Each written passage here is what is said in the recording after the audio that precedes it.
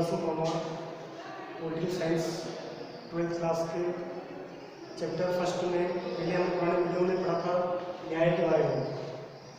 जब हम न्याय की चर्चा करते हैं तो हमने पढ़ा था किस तरह न्याय प्राचीन काल से मध्यकाल और अभी वर्तमान में आधुनिक काल तक इसकी लगातार इसकी परिभाषा में परिवर्तन होता रहा है। और हमने पढ़ा था कि सर्वप्रथम जो न्याय की व्याख्या की थी वह प्लेटो महोदय ने की थी। प्लेटो ही पहले से विद्वान थे जिन्होंने न्याय का संपूर्ण अध्ययन करके विश्व जगत में न्याय के बारे में अपने विचार प्रस्तुत किए। इस तरह से उन्होंने, जो प्लेटो थे वो एक दार्शनिक विचारधारा के विद्वान थे, तो उन्होंने पूरे विश्व स्तर पर न्याय को उन्होंने विचारित किया, प्रदर्शन किया। उनके बाद अब हम अरस्तु के बारे में पढ़ेंगे कि अरस्तु ने न्याय के कौन से विचार प्रस्तुत किए। जो ये अरस्तु थे वो भी प्लेटो के शिष्य थे, क्योंकि सर्वप्रथम प्लेटो ने न्याय की व्याख्या की, इसके बाद अरस्तु, तो अरस्तु प्लेटो के शिष्य थे। अरस्तु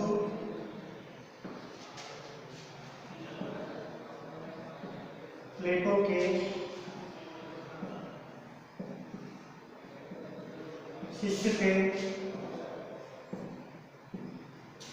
जो अरस्तु थे प्लेटो के शिष्य थे। हमने पहले पुराने वीडियो पढ़ा है कि प्लेटो ने तो जो न्याय की अवधारणा प्रस्तुत की थी उसमें उन्होंने कहा था कि जो मनुष्य है वह अपने कर्तव्य करता रहे और दूसरों के कार्यों में हस्तक्षेप न करे, उनको उन्होंने न्याय कहा था।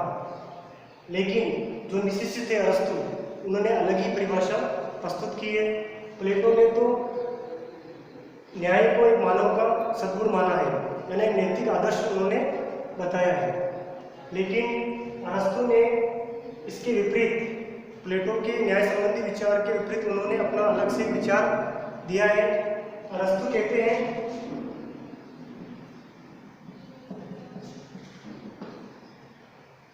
अरस्तु ने न्याय को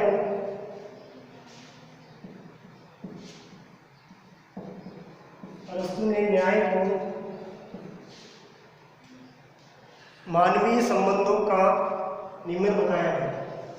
अरस्तु कहते हैं कि जो न्याय है वह मानवीय संबंधों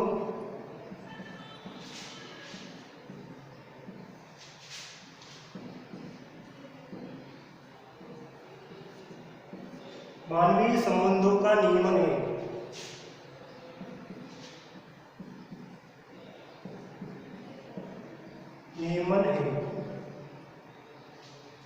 यानी कि अरस्तु का कहने का मतलब यह है कि यह न्याय को मानवीय संबंध, जो कि समाज में जो मानव है उनके आपस में जो संबंध है उन संबंधों का नियमन, यानी उनके संबंध अच्छे हैं तो उनको न्याय भी अच्छा मिलेगा, और उनके किस तरह के उनके संबंध है उसके आधार पर न्याय की व्याख्या प्रस्तुत की है। इसलिए अरस्तु मुख्य रूप से न्याय को मानवीय संबंधों का नियमन मानते हैं, तथा उनका कहना है कि जो न्याय है वह समाज में सर्वोपरि है। वह कहते हैं कि न्याय क्या है, सर्वोपरि है, न्याय से ऊपर कोई नहीं है। यह अरस्तु महोदय ने कहा है कि न्याय सर्वोपरि है।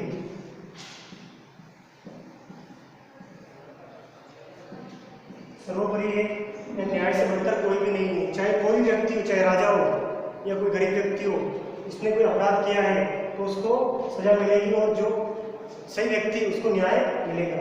इसीलिए अरस्तु का कहना है कि न्याय से ऊपर कोई भी व्यक्ति नहीं है, वो न्याय ही सर्वोपरि है। अब इसके बाद अरस्तु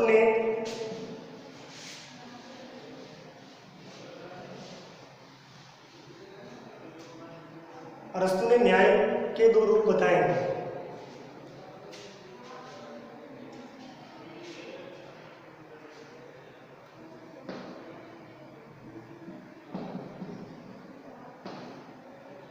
अरस्तु के अनुसार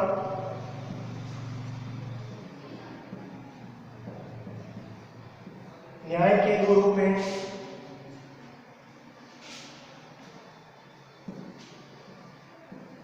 न्याय के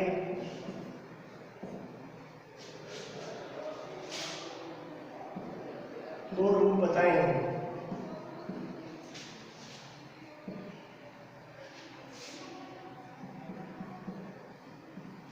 दो रूप बताए, यानी जब अरस्तु महोदय ने न्याय की व्याख्या की तो उन्होंने मुख्य रूप से न्याय के दो प्रकार, दो रूप उन्होंने बताए हैं, जिसमें पहला आ जाएगा वितरणात्मक न्याय। पहला जो न्याय का रूप है वो हो जाएगा वितरणात्मक न्याय। पहला जो उन्होंने न्याय बताया है, इसका प्रकार बताया है, जिसका नाम है वितरणात्मक न्याय।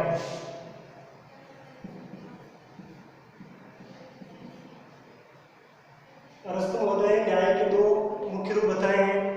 पहला आ जाएगा वितरणात्मक न्याय।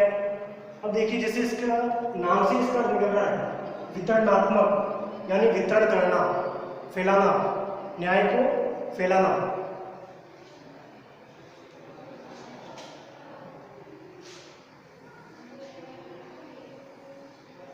वितरणात्मक न्याय में अरस्तु कहते हैं कि यह एक ऐसा न्याय है जिसमें व्यक्ति की योग्यता एवं उसकी उत्तरदायित्व के आधार पर उसको न्याय मिलना चाहिए। इनका कहना है कि जैसा व्यक्ति है, जिसे उसकी योग्यता है, जैसा उसका सामर्थ्य है, उसको ऐसा न्याय मिलना चाहिए। जैसा व्यक्ति का, चाहे व्यक्ति गरीब है, अमीर है, कैसा भी है, राजा है, तो उसको उसके जितनी उसकी शक्ति होगी, इसका उसका सामर्थ्य होगा, वैसा ही उसको न्याय मिलना चाहिए। यानी वितरणात्मक, उसकी योग्यता के आधार पर। तो उसमें उन्होंने कहा है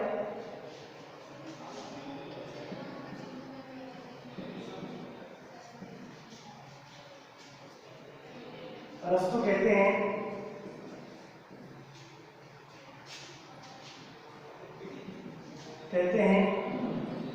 कि इस न्याय में व्यक्ति की योग्यता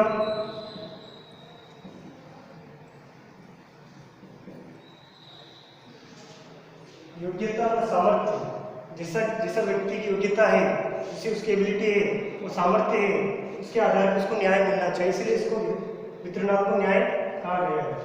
यानी कि इस न्याय में व्यक्ति की योग्यता पर बल दिया गया है और सामर्थ्य पर, योग्यता व सामर्थ्य पर, योग्यता व सामर्थ्य पर। यानी इस मुख्य दो बातों को ही योग्यता, जिस व्यक्ति की योग्यता है, उसका सामर्थ्य है, जिससे उसकी सहनशीलता है, उसके आधार पर उसको न्याय मिलना चाहिए। कि अनुरूप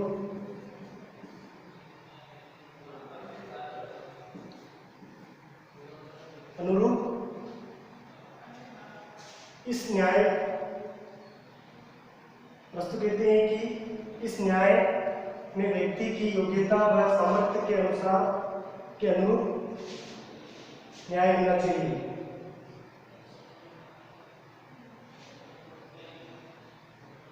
न्याय मिलना चाहिए, मिलना चाहिए।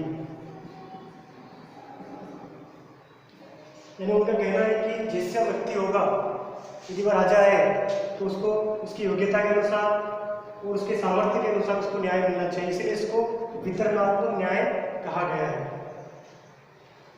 अब दूसरा जो प्रकार है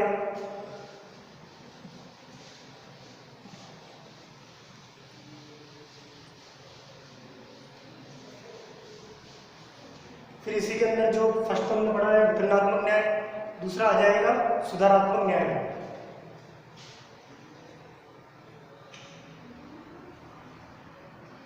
अरस्तु के दूसरा न्याय का रूप है, उसका नाम है सुधारात्मक न्याय।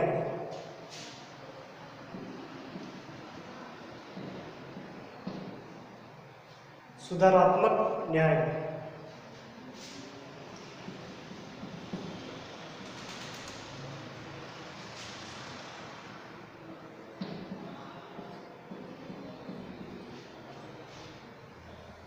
अब देखिए, जैसे फर्स्ट जो हमने पढ़ा था वितरणात्मक न्याय, तो उसके अंदर क्या था, व्यक्ति की योग्यता और सामर्थ्य के अनुसार न्याय मिलना। अब ये दूसरा जो है सुधारात्मक, इसमें भी इसके नाम से ही इसका अर्थ निकालते हैं। सुधारात्मक यानी सुधार करना, यानी न्याय व्यवस्था में क्या करना, सुधार करना। अब इस सुधारात्मक न्याय में अरस्तु कहते हैं कि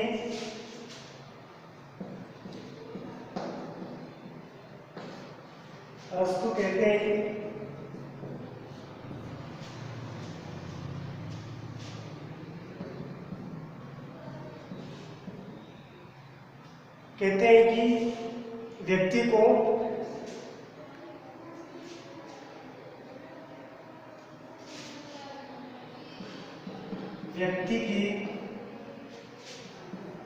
व्यक्ति के अधिकार, कर्तव्य,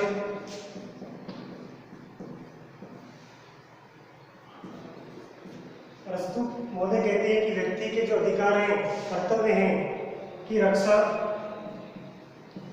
राज्य को करनी चाहिए, राज्य को करनी चाहिए।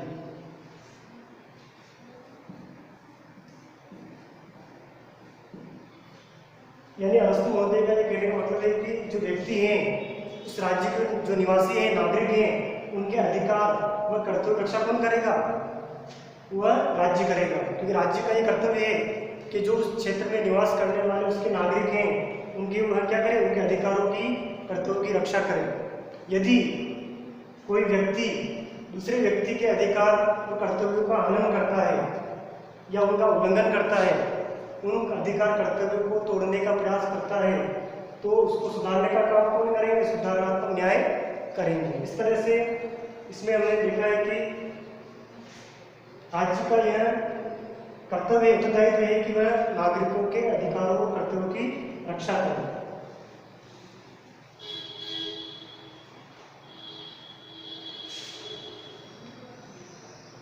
इस तरह से सुधारात्मक न्याय में राज्य किसी व्यक्ति के अधिकारों का उल्लंघन हो रहा है या उनका हनन हो रहा है तो उसे रोकने का प्रयास करेगा और न्याय व्यवस्था में सुधार करने का प्रयास करेगा। इसलिए इसको सुधारात्मक न्याय कहा गया है। फिर इसी के अंदर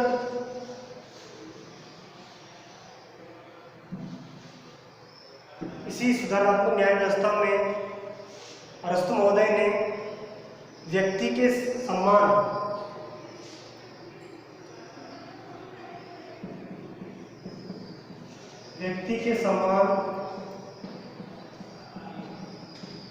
संपत्ति,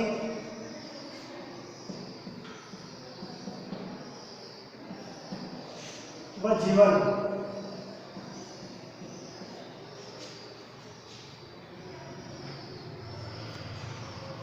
स्वतंत्रता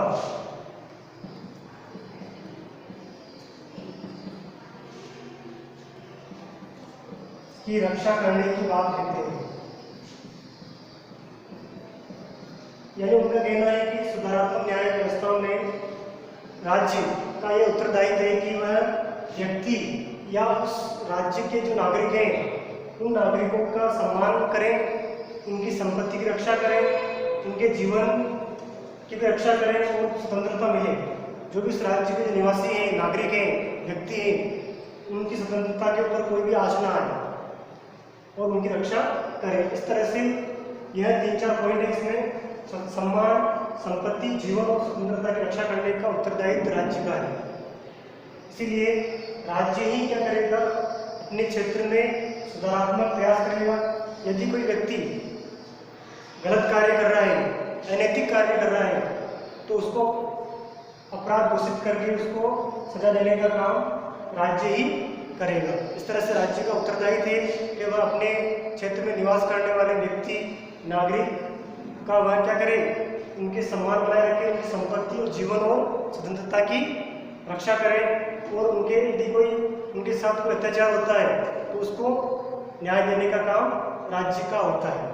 इस तरह से यह सुधारात्मक न्याय में ये बताया गया है।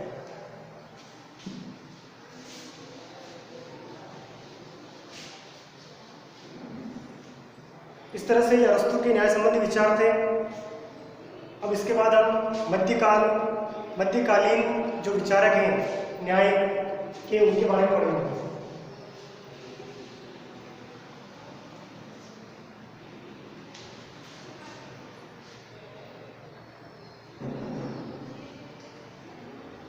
पहले हमने शुरू में जो पढ़ा था कि किस तरह से जो प्लेटो थे, अरस्तु थे, ये तो प्राचीन कालीन विचारक थे जो पुराने समय से न्याय की परिभाषा देते आए हैं। इसी तरह से मध्यकालीन विचारक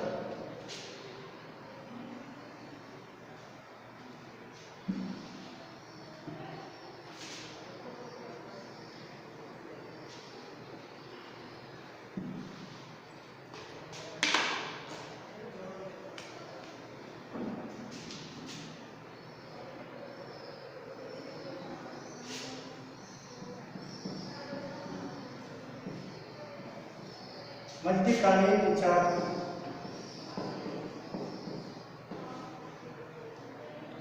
इसका हमने पहले चर्चा की थी। मध्यकालीन विचारकों में संत अगस्टाइन,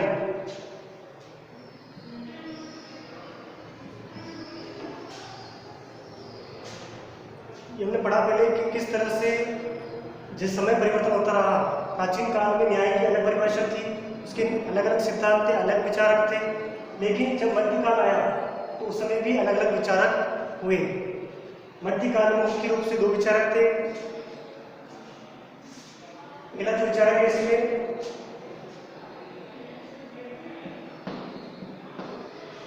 संत अगस्टाइन,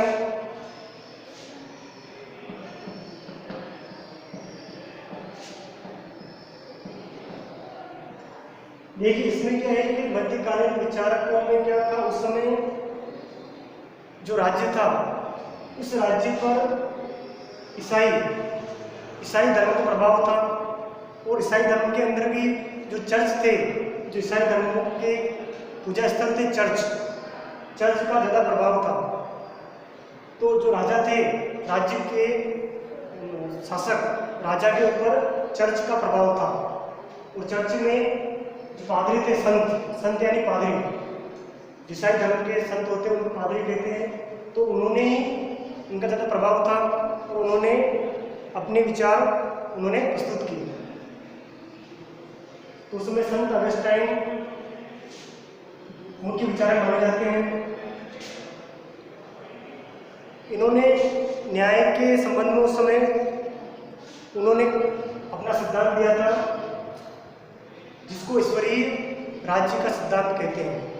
क्योंकि जो संत अगस्टाइन थे ये ईसाई धर्म के पादरी थे, तो उस समय राजा के ऊपर भी ईसाई धर्म के चर्च का प्रभाव था और पादरी संत थे उनका प्रभाव था।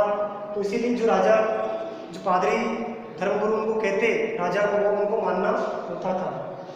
इस तरह से उन्होंने, जो संत अगस्टाइन थे, उन्होंने अपना सिद्धांत दिया जिसको हम ईश्वरीय राज्य का सिद्धांत कहते हैं। इनका जो सिद्धांत है ईश्वरीय राज्य का सिद्धांत,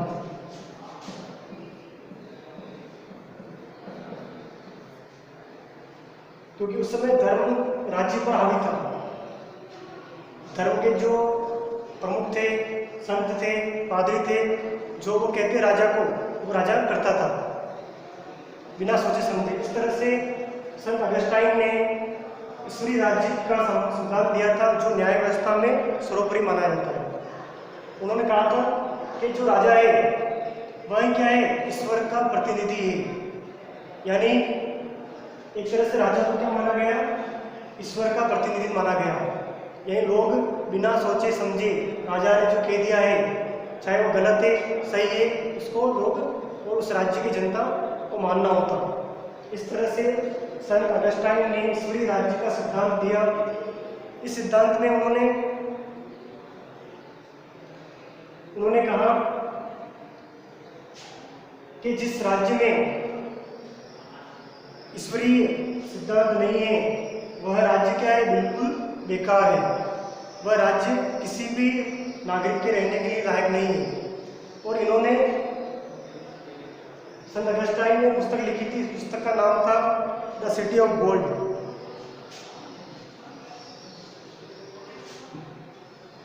इनकी पुस्तक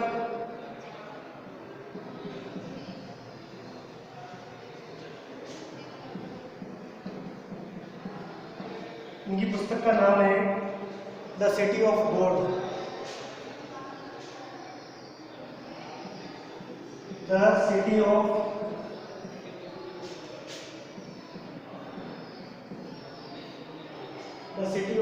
गोल्ड।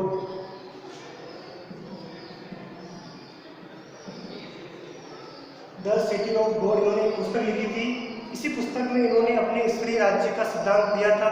उन्होंने कहा था कि जो ईश्वर है वह ईश्वर का प्रतिनिधि राजा है, इसलिए सारी जनता उस राज्य के नागरिक वह राजा की बात को मानते थे। तो उन पुस्तक का नाम था द सिटी ऑफ गोल्ड, यानी गोल्ड यानी भगवान, सिटी यानी राज्य यानी भगवान का राज्य, द सिटी ऑफ गोल्ड, ये उनकी पुस्तक थी। उन्होंने इस पुस्तक में उन्होंने कहा है कि जिस राज्य में ईश्वर विद्यमान नहीं है वह राज्य क्या है, चोर उच्चकों का राज्य है। उन्होंने इसलिए न्याय को ईश्वर से जोड़ के बताया। उन्होंने कहा कि जिस राज्य में न्याय व्यवस्था विद्यमान नहीं है वह राज्य क्या है, चोर उच्चकों के समान है।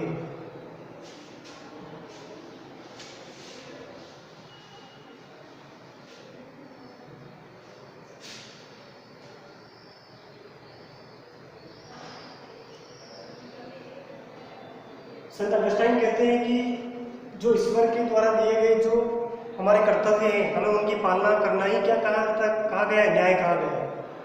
तो संत अगस्टाइन कहते हैं कि जो ईश्वर के द्वारा जो हमारे कर्तव्य हैं, अधिकार हैं, उसी का हमें पालन करना ही न्याय कहलाता है। फिर इसके बाद आ जाएंगे दूसरे संत, क्योंकि उस समय मध्यकालीन विचारकों में दो संत प्रमुख रूप से आते हैं, संत अगस्टाइन और दूसरे हैं थॉमस एक्विनोस।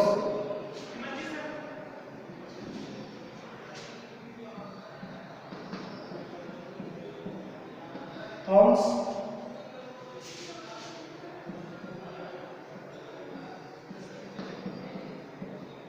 एक्विनोस यानी कि मध्यकालीन विचारकों ने फर्स्ट हमने पढ़ा है कि संत अगस्टाइन और दूसरे थॉमस एक्विनोस, यानी ये दोनों ही क्या थे, ईसाई धर्म के संत थे, पादरी थे, और इन्होंने सर्वोच्च धर्म का ही इन्होंने क्या बताया, राज्य के ऊपर अपना एकाधिकार बताया कि जो धर्म में बात कही गई वही सही है। तो उन्होंने दूसरे विचारक थे थॉमस एक्विनोस, ये भी ईसाई धर्म के पादरी थे। इन्होंने भी अपने विचार प्रस्तुत किए।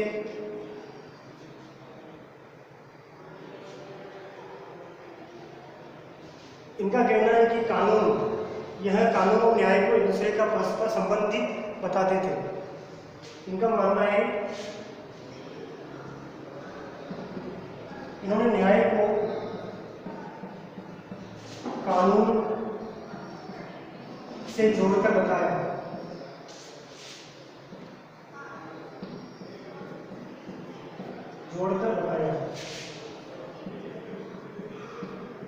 यानी इनका कहना है कि न्याय, कानून के बिना न्याय नहीं हो सकता। यदि किस राज्य में कानून व्यवस्था नहीं है तो उस राज्य में न्याय बेकार है, यानी न्याय का कोई अस्तित्व नहीं है। इसीलिए इन्होंने न्याय को कानून से जोड़ा है, बिना कानून के कोई न्याय नहीं मिलेगा। इसीलिए इन्होंने संबंध किससे बताया, न्याय का, कानून से इन्होंने संबंध बताया है।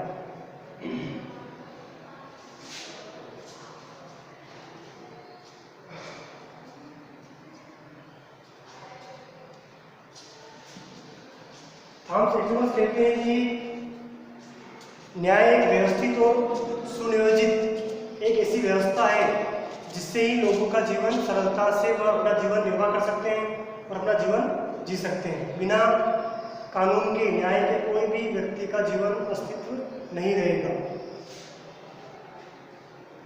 और इन्होंने मुख्य रूप से समानता पर बल दिया। उन्होंने कहा है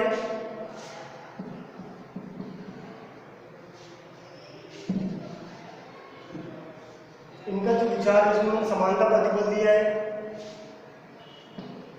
समानता। इनका ये कहना है कि बिना समानता के किसी व्यक्ति को न्याय नहीं मिल सकता।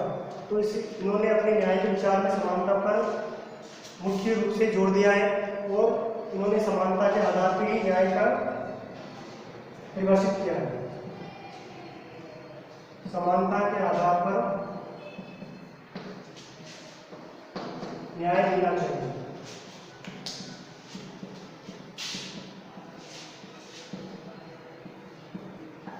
यानी हर व्यक्ति क्या है, राज्य के सामने समान है और हर व्यक्ति को न्याय मिलना चाहिए। बंद करके